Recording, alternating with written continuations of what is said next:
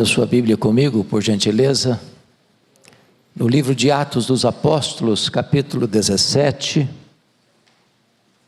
a partir do verso 16, até o verso 34.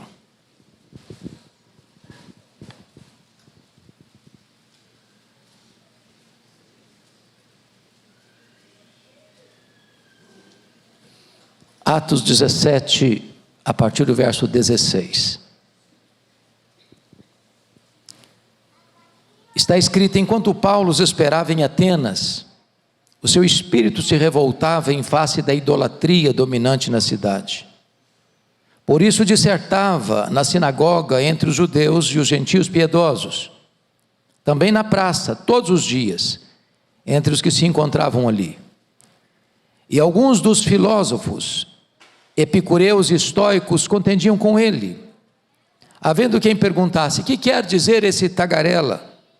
E outros: parece pregador de estranhos deuses, pois pregava a Jesus e a ressurreição.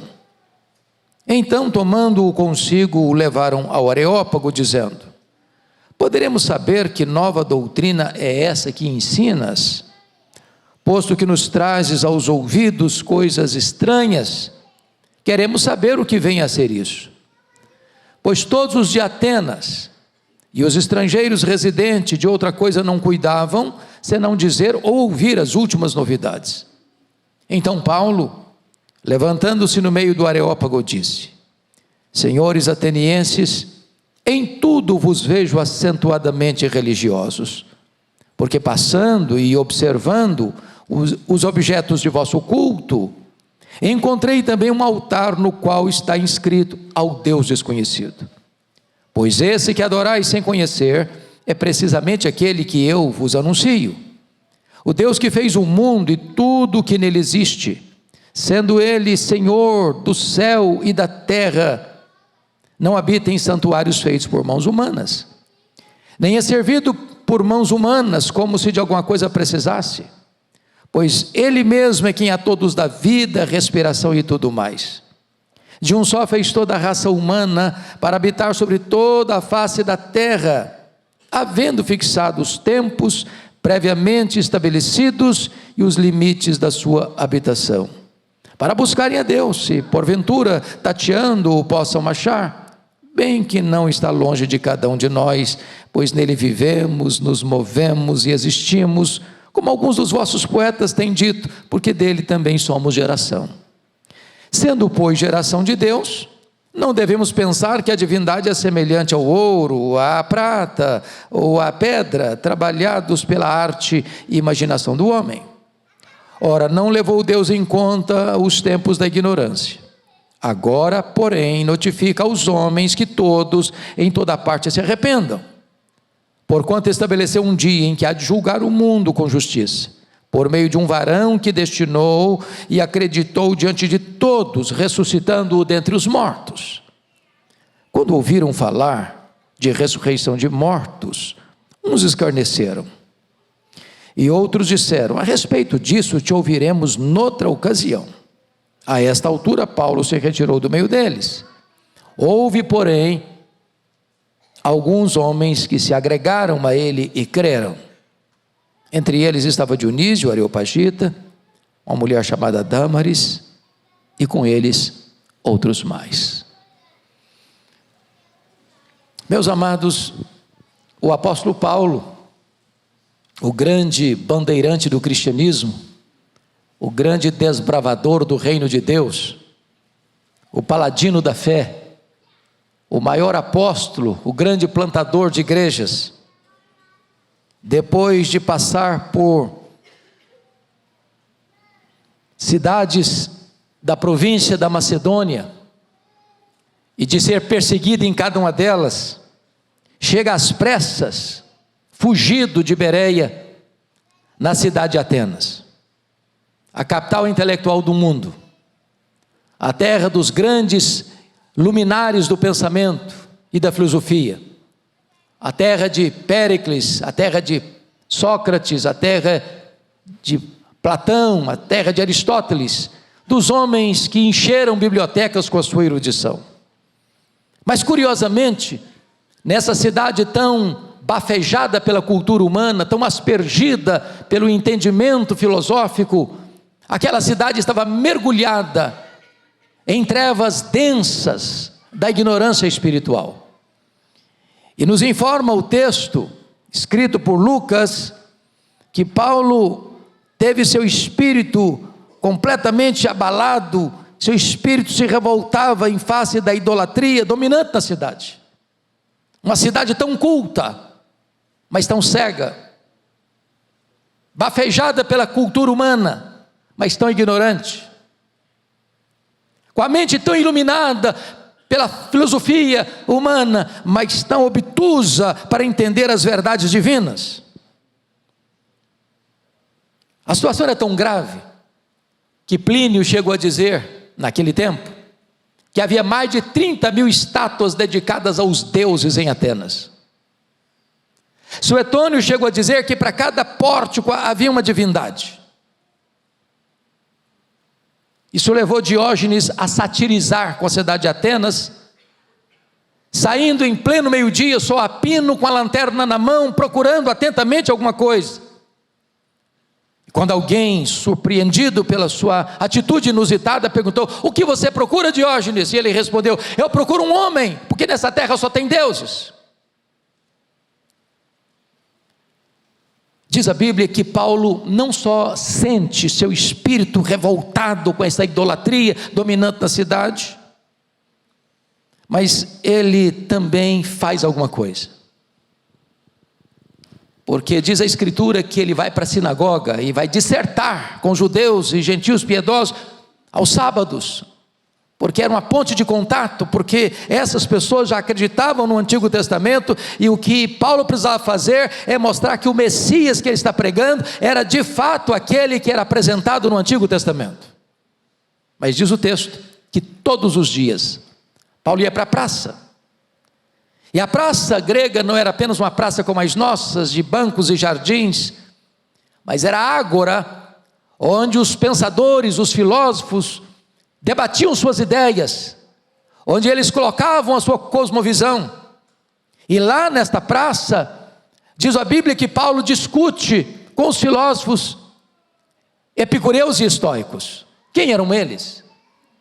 Os epicureus eram aqueles que acreditavam que a vida é só o aqui e o agora, que não tem amanhã, que não tem futuro, que não tem juízo final, que não tem prestação de contas, que não tem eternidade pela frente, que o homem é apenas matéria, que a vida é apenas a rápida corrida do berço à sepultura. Os epicureus entendiam que o sentido da vida é desfrutar a vida, comamos e bebamos porque amanhã morreremos.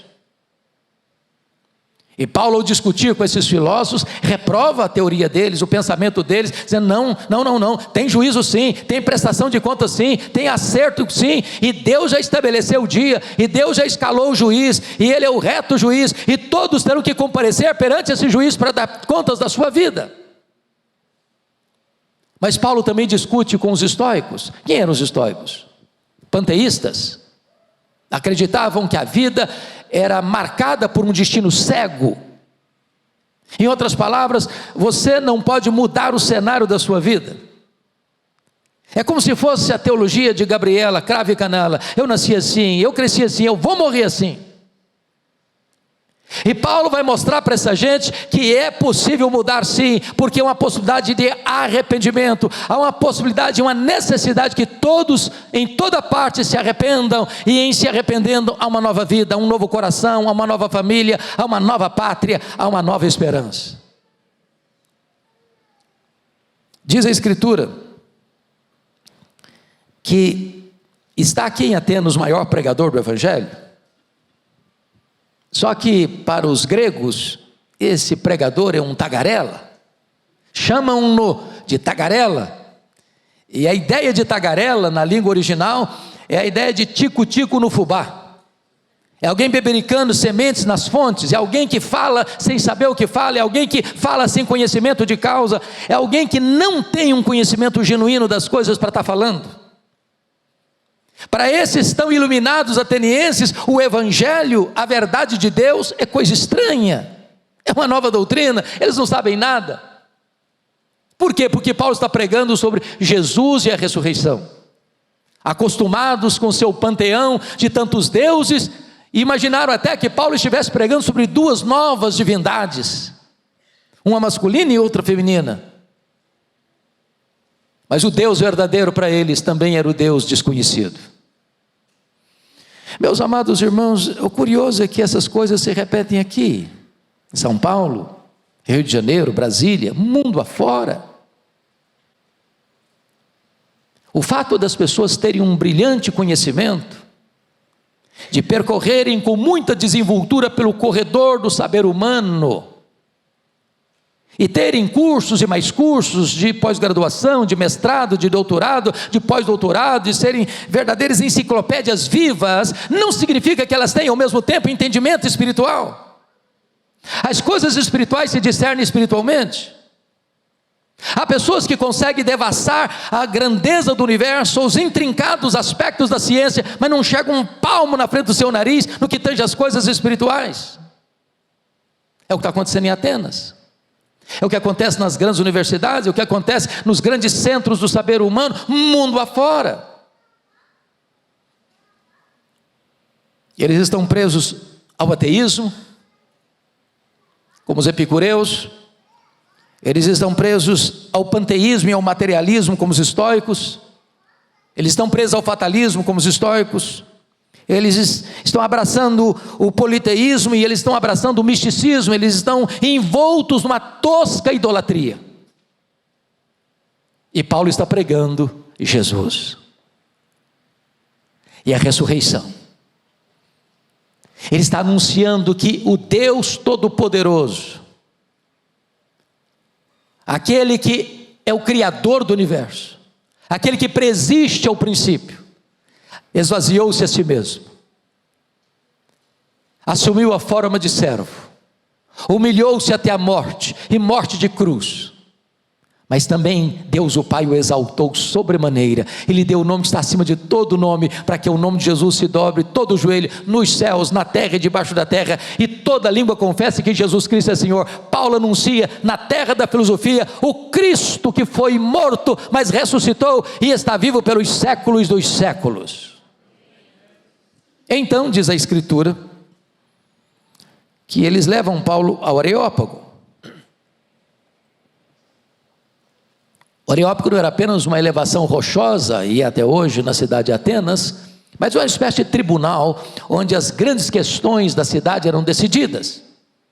E eles querem interrogar Paulo, porque querem saber que nova doutrina é essa que Paulo está ensinando. E Paulo, tendo percorrido a cidade, e vendo tantos altares, e vendo tantos deuses, uma cidade tomada de ídolos, ele encontra um altar inusitado, sem rótulo, sem nome. E por que isso? É porque os atenienses acreditavam em muitos deuses, mas tinham muito medo desses deuses. Eles fabricaram esses deuses, eles inventaram esses deuses, e eles eram escravos desses deuses. Eles tinham medo desses deuses. Na mente deles, qualquer pórtico, qualquer casa, qualquer templo, qualquer lugar que não tivesse a dedicação a um Deus específico, se algum Deus porventura tivesse sido esquecido nesse panteão de divindades pagãs, esse Deus despejaria sobre eles a sua fúria, a sua ira, e eles então, com muito medo de serem punidos, resolvem levantar um altar genérico, sem rótulo, sem nome, o Deus desconhecido, imaginando que se porventura algum Deus fosse esquecido, servir-se-ia deste Deus. Então Paulo pega este gancho e diz o seguinte: olha, senhores atenienses, eu vejo vocês muito religiosos, porque na verdade passando e observando os objetos do vosso culto, e Paulo não é um turista. Paulo, se fosse hoje, não estaria lá com o seu iPhone, fotografando Partenon, os templos aqui, ali, a beleza arquitetônica de Atenas. Paulo passa e observa o que está além das imagens. Passando e observando os objetos do vosso culto, encontrei um altar dedicado ao Deus desconhecido. Pois esse Deus desconhecido que vocês de fato não conhecem, é que eu vou apresentar a vocês neste momento. Quem é esse Deus? É o Deus que nós adoramos nessa noite. É o Deus que está aqui neste lugar. É o Deus que é a razão da nossa vida. É o Deus que é a nossa alegria, a nossa paz, é a nossa justiça, é a nossa herança, é a razão da nossa própria vida. Quem é este Deus? Vejamos.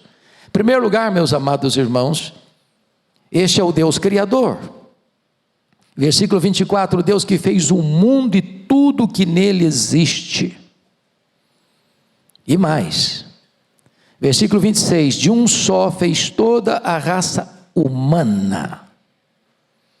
Paulo não tem nenhum constrangimento de, na terra da filosofia, dos maiores pensadores do mundo, afirmar que a criação não é um mito, é um fato. Que a matéria não é eterna como os gregos pensavam. Que o mundo não surgiu por geração espontânea. Que o mundo não é resultado de uma mega explosão cósmica, e essa mega explosão casual gerou este universo tão fantástico, com tantas leis, com tantos movimentos harmônicos. Que este mundo não é fruto de uma evolução de milhões e milhões de anos. Paulo não tem nenhum problema de afirmar que Deus criou o universo, e mais, Ele criou toda a humanidade a partir de um único homem. De Adão veio toda a raça humana. Em alguns círculos acadêmicos hoje, quando você faz essa afirmação, eles têm um riso zombeteiro, mas a verdade fica de pé. Deus é o Criador do universo, Deus é o nosso Criador, nós temos origem, e a nossa origem está ancorada no próprio Deus. Segundo lugar, Paulo apresenta este Deus que eles não conheciam, como Deus da providência. Vejam vocês comigo, por gentileza, o que está escrito no verso de número 25, nem é servido por mãos humanas como se de alguma coisa precisasse, pois Ele mesmo é a quem a todos dá vida, respiração e tudo mais. E o verso 28 prossegue, pois nele vivemos, nos movemos e existimos, porque dele também somos geração.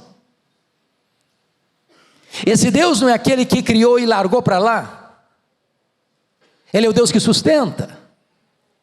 Se você está vivo e está, se você está respirando e está, é porque esse Deus existe e mantém o seu fôlego de vida, porque nele vivemos, nos movemos e existimos. Ele que nos dá vida, respiração e tudo mais. Ele que dá a saúde, Ele que dá a inteligência, Ele que dá a prosperidade, Ele que dá a salvação, Ele que dá todas as coisas boas que nós temos e recebemos. Tudo vem das suas mãos. Ele é o Deus da providência.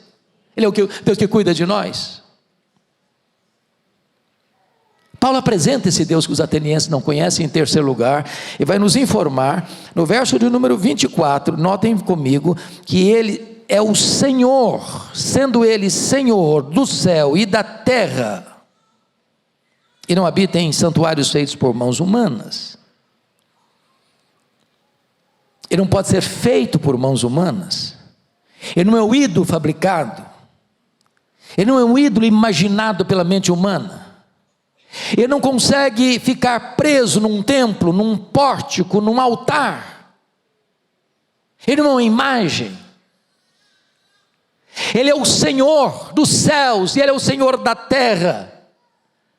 Senhor não é César, Senhor não é o diabo, o Senhor não são os príncipes deste mundo, o Senhor não são os reis dessa terra, o Senhor não são os juízes das cortes mais egrégias do mundo. O Senhor do universo é o Senhor Jesus Cristo. Ele é o Rei da Glória. E esta é a verdade que Paulo proclama com toda eloquência na capital intelectual do mundo. Mas em quarto lugar, o apóstolo Paulo apresenta o Deus que os atenienses não conheciam, como Deus da salvação.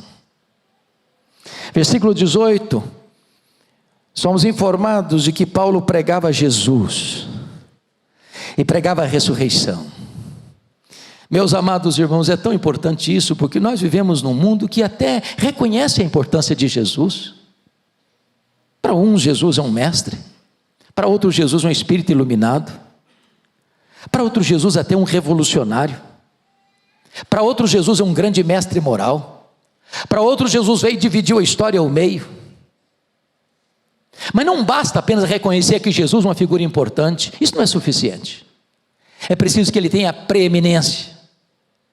Ele é único, ele é indisputável, ele é singular. A Bíblia diz que não há salvação em nenhum outro nome dado entre os homens pelo qual importa que sejamos salvos.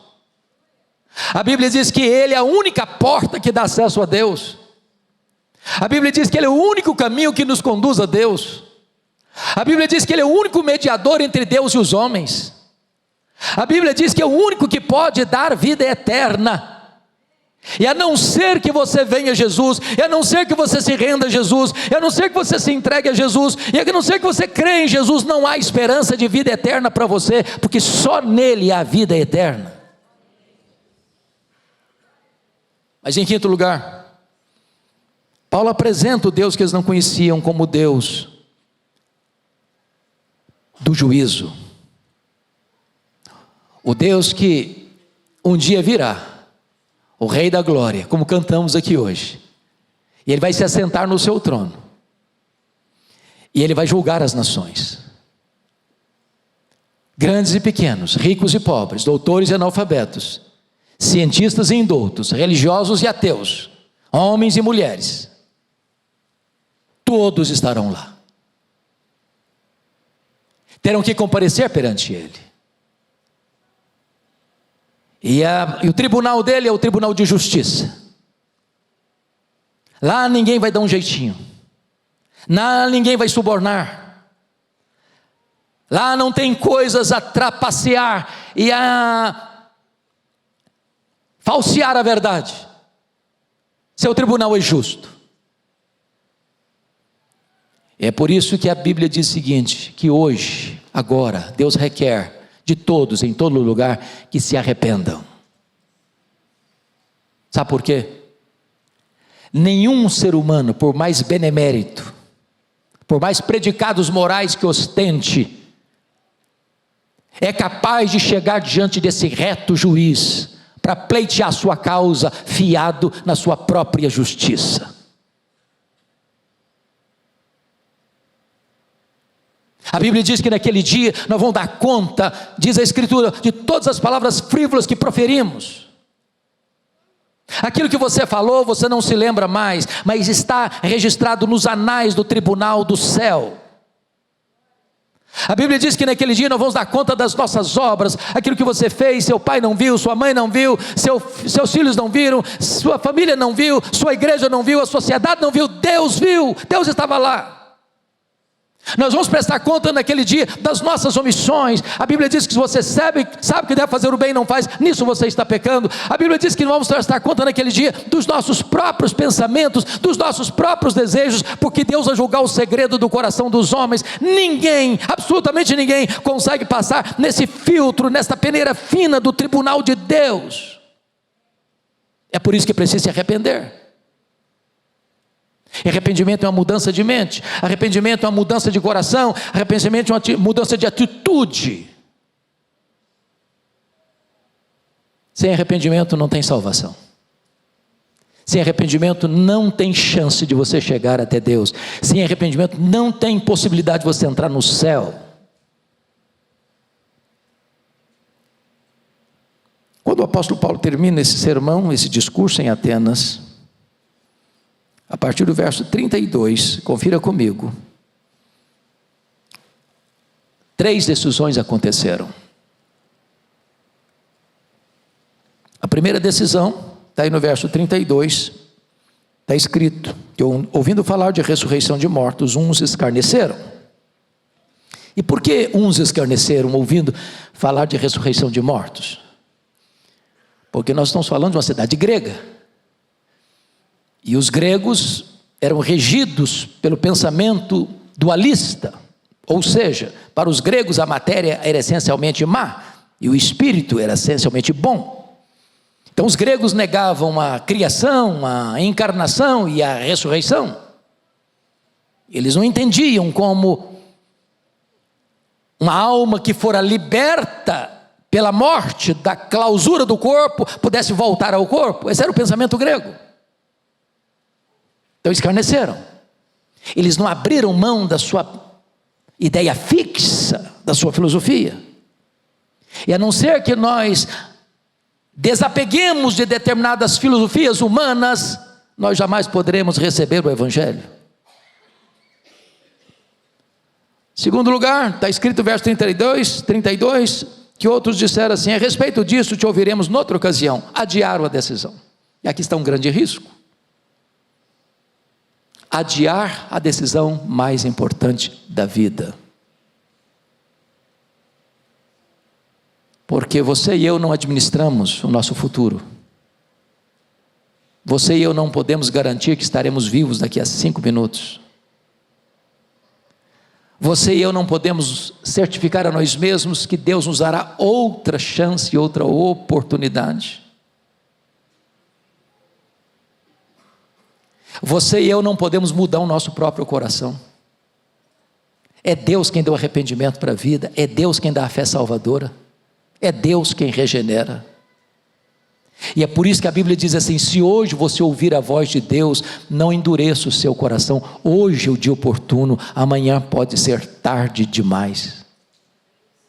Mas louvado seja Deus. Confira comigo o verso 34, porque no verso 34, a terceira decisão: uns escarneceram, outros adiaram, mas outros creram. E sabe, irmãos, nós estamos aqui numa festa espiritual. Esta igreja tem muita alegria, como o pastor Ival expressou, de receber hoje 65 novos membros. Muitos adolescentes, louvado seja Deus. E eu não tenho dúvidas de que onde o Evangelho de Cristo é pregado, esta palavra é viva e esta palavra é poderosa. E ela não volta para Deus vazia, antes de operar aquilo para o qual Deus a designou.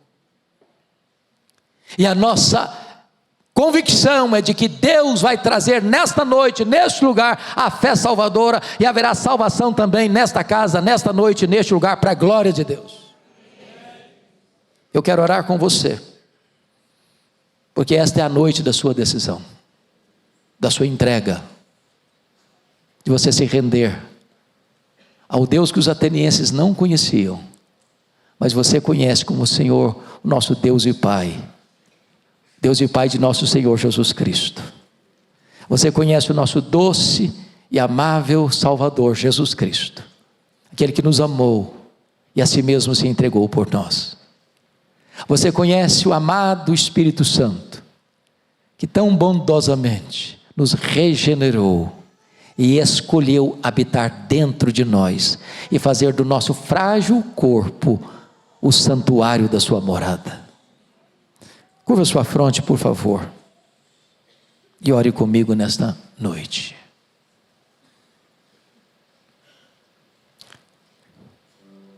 Deus está neste lugar,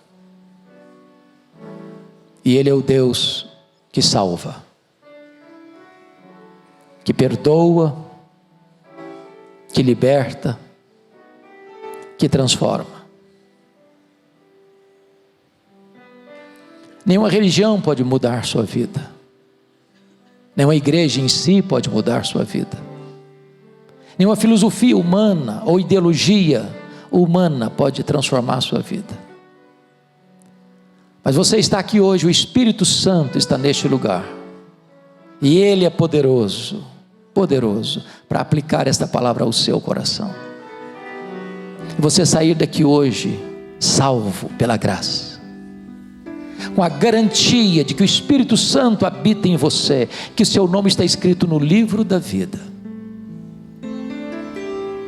Se nesta noite você, ouvindo a palavra de Deus, deseja entregar seu coração ao Senhor Jesus, enquanto a igreja com os olhos fechados em oração, e você quer isso para a sua vida, onde você está, levante uma das suas mãos. Eu quero orar por seu favor. Louvado seja Deus, louvado seja Deus, louvado seja Deus, louvado seja Deus, louvado seja Deus, louvado seja Deus.